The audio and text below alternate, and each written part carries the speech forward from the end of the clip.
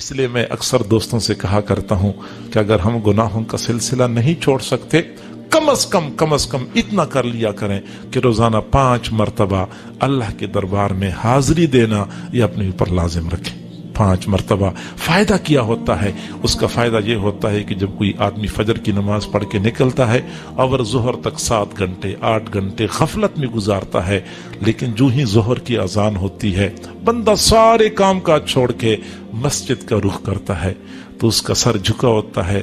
اور دل میں شرمندگی کا احساس ہوتا ہے۔ وہ اپنی زبان سے کچھ نہیں کہہ رہا ہوتا، لیکن اس کا دل کہہ رہا ہوتا ہے کہ اللہ، میں نے 7-8 گھنٹے تیری نافرمانی میں گزارے ہیں، گناہوں میں گزارے ہیں، لیکن اللہ میں تجھ سے دور نہیں ہونا چاہتا،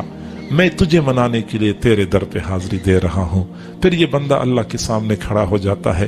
پھر وہ کبھی قیام کی حالت میں رب کی تسبیح بیان کرتا ہے، کبھی رکوع سجدے کی حالت میں رب کی تسبیح بیان کرتا ہے۔ اللہ تعالیٰ فرشتوں کو فرماتے ہیں چلو کوئی بات نہیں ہے، بندے نے سلو کر لی میرے ساتھ، فجر سے لے کے اب تک جتنے گناہ کر چکا ہے سب پر قلم پھیر دو اور گناہوں کو ختم کر دو۔ گناہ مٹھا دیے جاتے ہیں۔ پھر جب یہ ظہر سے فارغ ہو کے پھر جاتا ہے عصر تک 2-3 گھنٹے پھر نافرمانی میں گزارتا ہے، لیکن جو ہی عصر کی اذان ہوتی ہے یہ پھر سر جھکا کے اپنے رب کی طرف جا رہا ہوتا ہے کہ اللہ میں کیا کروں، میں گناہوں کو نہیں چھوڑ سکتا، کمزور ہوں، شیطان مجھ پہ غالب آ جاتا ہے، اللہ میں گناہوں کو نہیں چھوڑ سکتا، لیکن میں تجھے بھی نہیں چھوڑ سکتا، اللہ میں تجھے بھی نہیں چھوڑ سکتا، تجھے منانے کے لیے میں ایک مرتبہ پھر تیرے دربار میں حاضری دے رہا ہوں۔ پھر یہ اللہ کے سامنے کھڑا ہوتا ہے، سر جھکا ہوتا ہے، آنکھیں نیچے کی طرف ہوتی ہے، شرمندگی کے جذبات دل میں لیے ہوئے کبھی قیام کی حالت میں کبھی رکوع سجدے کی حالت میں رب کی تعظیم بیان کر رہا ہوتا ہے۔ اللہ تعالیٰ فرشتوں کو فرماتے چلو کوئی بات نہیں ہے، ظہر عصر کے درمیان جتنے گناہ کر چکا ہے سب کو مٹا دو، صاف کر دو، اس کے گناہوں کو ختم کر دو۔ عصر سے فارغ ہو کے مغرب تک پھر یہ بندہ گناہوں میں وقت گزارتا ہے، مغرب کی اذان ہوتی ہے، پھر یہ مسجد کا رخ کرتا ہے، یہ پھر دل میں یہی کہہ رہا ہوتا ہے کہ اللہ میں کیا کروں، شیطان مجھ پہ غالب آ جاتا ہے، وہ مجھے تجھ سے دور کرتا ہے، لیکن اللہ میں تجھ سے دور نہیں ہونا چاہتا،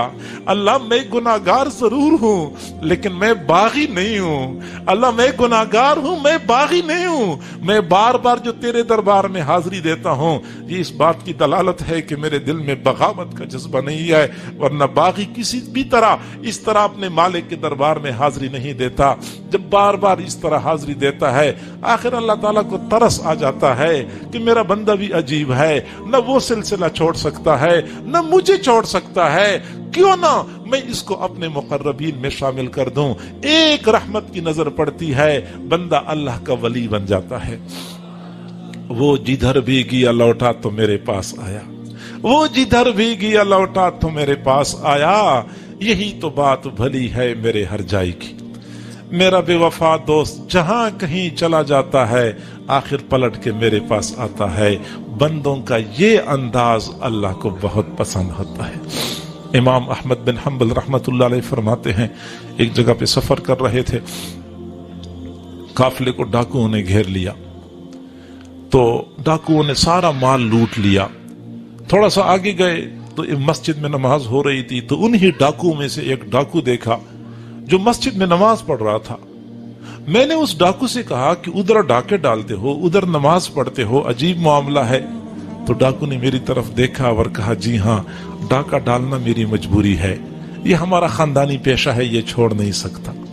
لیکن میں نے اپنے اللہ کی طرف جانے والے تمام دروازے بند کر دیے، سارے نیک اعمال کے راستے بند کر دیے ہیں، یہ ایک راستہ میں کھلا رکھتا ہوں، یہ ایک دروازہ میں کھلا رکھتا ہوں جو نماز کا ہے۔ ممکن ہے کسی وقت میرا اللہ مجھے اپنی طرف بلائے تو میرے سامنے کم از کم ایک دروازہ تو کھلا موجود ہو۔ فرماتے ہیں کہ چند مہینوں کے بعد جب میں حج کرنے کے لیے گیا تو میں نے دیکھا وہاں وہی ڈاکو تھا جس نے بیت اللہ کا غلاف پکڑا ہوا تھا، بچوں کی طرح بلک بلک کے رو رہا تھا۔ میں جب قریب گیا میں نے پہچان لیا، میں نے کہا ہاں اس بندے نے ایک دروازہ کھلا رکھا ہوا تھا، اسی دروازے پہ اللہ نے اس کو اپنی طرف بلا لیا ہے۔ یہ ایک دروازہ کم از کم ہم کھلا رکھیں میرے بھائیو۔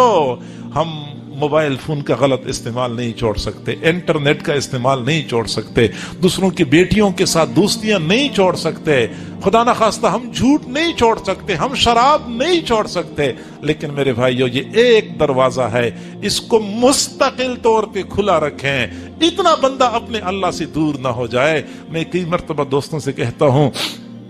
سکول میں ہم دیکھتے ہیں، مدرسوں میں ہم دیکھتے ہیں، طالب علم غیر حاضر ہو جاتا ہے، اگلے دن پھر غیر حاضر، اگلے دن پھر غیر حاضر، چنانچہ 6 دن غیر حاضر ہو گیا، سکول والے بھی خارجہ کر دیتے ہیں، مدرسے والے بھی خارج کر دیتے ہیں کہ 6 دن مسلسل غیر حاضر ہوا۔ جی ہاں، جب مسلسل غیر حاضری ہوتی ہے تو پھر اس کو خارج کر دیا جاتا ہے۔ جب نماز کے لیے اللہ بلائے تو ہمیں چاہیے کہ ہم حاضری ضرور لگایا کریں۔ وہ کسی اللہ والے نے کہا کہ بیٹا حاضری لگایا کرو، سبق یاد ہو یا یاد نہ ہو، اللہ کو پتا تو چل جائے کہ اگرچہ نالائق ہے، اگرچہ سبق یاد نہیں کیا ہے، لیکن حاضر تو ہو جاتا ہے، کم از کم حاضری لگایا کرو۔ ورنہ جب بندہ مسلسل غیر حاضر ہوتا ہے، بار بار غیر حاضر ہوتا ہے، تو اللہ تعالیٰ اس بندے کو خارج کر دیتا ہے، اپنے بندوں کی فہرست سے ہی اس کا نام نکال دیتا ہے۔ اور یہ پھر بندے کے لیے بہت شقاوت اور بدبختی کی بات ہوتی ہے کہ اللہ تعالیٰ کسی بندے کا نام اپنے بندوں کی فہرست سے نکال دیتا ہے،